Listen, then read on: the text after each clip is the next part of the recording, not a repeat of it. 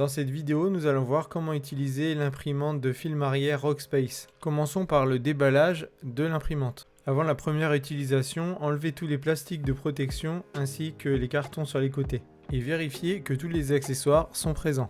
Sur la face avant, vous avez le bouton Power et ainsi que 3 LED d'indication. Il y a aussi la trappe d'accès pour le bac de rangement des films imprimés.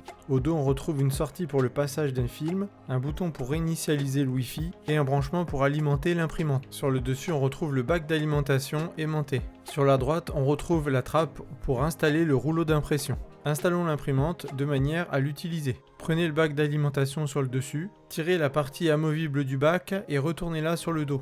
Relevez maintenant l'autre partie à 90 degrés. Ce bac d'alimentation ne peut contenir qu'un film d'impression. Il y a aussi un sens d'utilisation, les pointillés vers le haut et la partie brillante face à vous. Pour ne pas endommager la qualité d'impression, tenez toujours le film avec la partie détachable avec les pointillés. Sinon, tenez le film sur les côtés. Pour insérer le bac d'alimentation, relevez la trappe et positionnez le bac de façon à ce qu'il s'enclenche dans les ergots des deux côtés. Lorsque le travail d'impression est fini, le bac d'alimentation peut être retiré et la partie amovible du bac peut être refermée. Cette façon de procéder évitera que des poussières viennent se loger dans le bac et que la qualité d'impression soit amoindrie. Lors de l'installation du rouleau d'impression, positionnez-le de telle façon que le clip jaune retienne le rouleau. Nous pouvons mettre en tension l'imprimante et la connecter avec le chargeur fourni. Appuyez sur le bouton Power pendant 1 seconde. Quand la LED du Wi-Fi clignote orange, cela signifie que l'imprimante est en attente de connexion.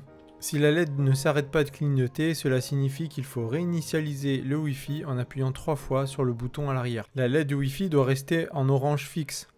Maintenant, examinons comment vous ou un autre utilisateur pouvez choisir l'image à imprimer. Il suffit de scanner le code QR sur le devant de l'appareil. Choisissez le bon modèle de téléphone.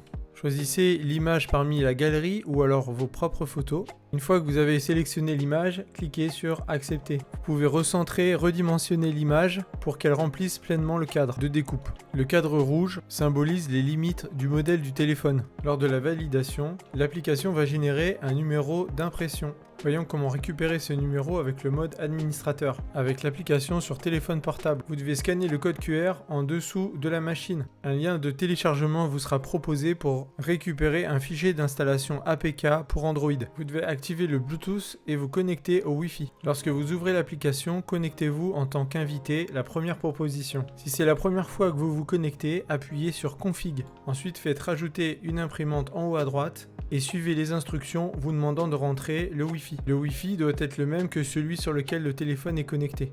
La LED du Wi-Fi va devenir bleue.